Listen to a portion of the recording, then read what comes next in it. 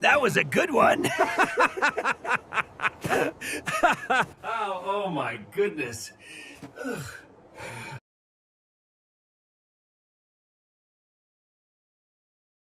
Hello and welcome. Today, we're diving into something pretty amazing, a new way of listening to the heart. And I'm not just talking about a better stethoscope. We're talking about technology that unlocks this incredibly powerful, hidden layer of data, signals our hearts are sending out all the time, often long before a crisis ever hits. Now listen to this. That is the actual voice of an 89-year-old man from a real emergency call. He's been feeling this way for 2 days, completely exhausted, unable to even lie down without feeling like he's suffocating. So imagine you're the paramedic who just walked in. The clock is absolutely ticking, and you have to make a life or death decision right now. And here's the thing, this is not a simple case, not at all. This patient has a really complex medical history. He's dealing with COPD, which is a lung disease, and he's also got coronary disease, a heart problem. So you've got this dangerous puzzle on your hands. Is this a lung issue or a heart issue? Because the treatment for one could be incredibly harmful for the other. So the paramedics are in a classic bind. The patient has some signs of heart failure, swollen neck veins, fluid in the lungs, but he also has all the textbook signs of a COPD flare-up. Based on his history, they make a judgment call. They suspect it's the COPD and give him albuterol. But here's the problem. It doesn't work. He gets zero relief. This is that critical gap in care, right? That moment where you're forced to guess and the consequences can be huge. So how do you get out of that bind? How do you solve the puzzle? Well, the answer is to listen, but in a much deeper way. And this is where a technology called acoustic cardiography comes in. This is so much more than the simple electrical blip-blip you see on an ECG. This technology actually records and analyzes the physical sounds of the heart, the thumps, the clicks, the flows, to get a direct picture of how well that muscle is actually working as a pump. Okay, so one of the most critical signals it's listening for is something called the S3 heart sound. A great way to think of this as the sound of pressure. It's this deep, low-frequency sound that you get when blood rushes into a heart chamber that's already stretched out and under high pressure from too much fluid. And in any adult over 40, if you hear an S3 sound, it is a massive red flag for heart failure. It's literally the sound of a heart under strain.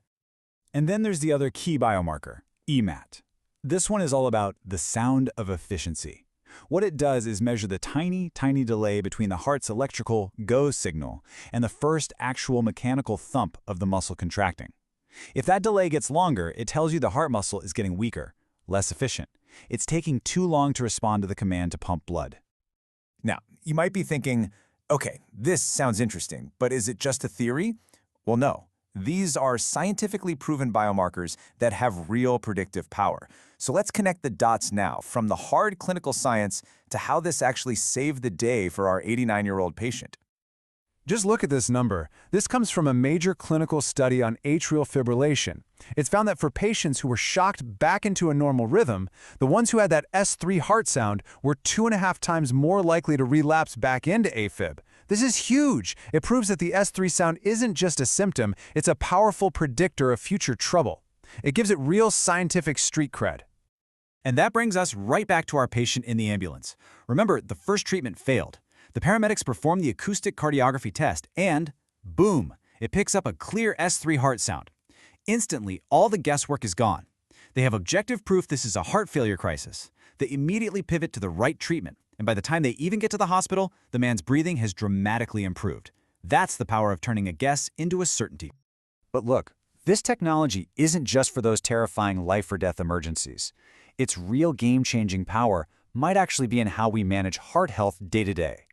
We're talking about a fundamental shift, away from just reacting to a crisis and towards a whole new way of managing heart health proactively. Here's the crucial point. With these acoustic signals, we can finally get ahead of the disease. We can spot dysfunction before a person even feels any symptoms. We can monitor patients from their own homes and see in real time how their heart is responding to medication. This lets doctors step in way earlier to prevent that downward spiral and ultimately to stop those costly and traumatic trips back to the hospital. And if you want hard data, here it is. This chart shows the results of a major study, and what they found was, for the group whose care was guided by these cardiac acoustic biomarkers, there was a 31% reduction in either being rehospitalized for heart failure or in cardiovascular death. 31%. That is a massive real-world impact. So really, what this all comes down to is your heart's own data story. Every single heart is constantly telling a story about its health, its function. For way too long, we've only been able to read the dramatic final chapter. Now we're finally learning how to read the whole story, right from the beginning. And you can see how this builds across the entire patient journey.